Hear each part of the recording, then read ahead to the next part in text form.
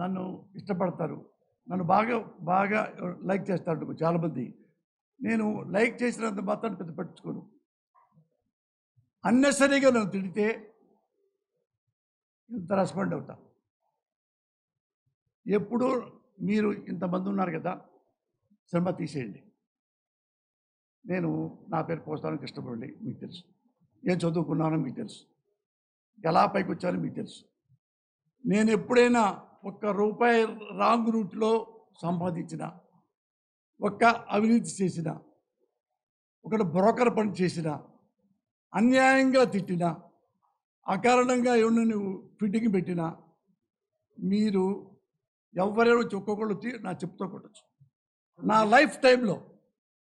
Life టైంలో పోసారి టైంలో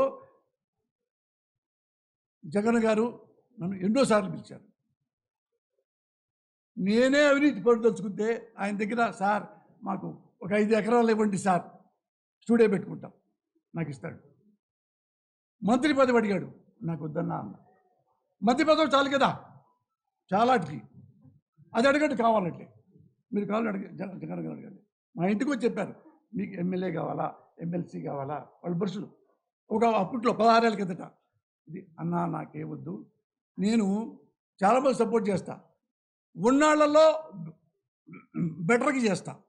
ఇప్పుడు ఉన్నాళ్లలో బెటరు ఈయన, ఇది సోనియా గాంధీ గారి ఆ డిస్కషన్ చూసిన తర్వాత నేను లైక్ చేశా.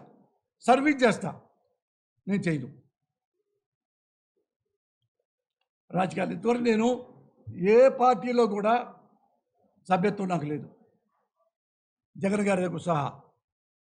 ఉన్నాళ్లలో చిరంజీవి గారు ఆయన పిలిచారు, సర్వీస్ చేశాను. చంద్రబాబు మన బాబు గారు మంచిగా ఉన్నప్పుడు నేను సర్వీస్ చేశాను. నేనంటే ఆయనకు చాలా ఇష్టం. రామారావు గారికి నేను సపోర్ట్ చేసి జెండాలు పెట్టాను.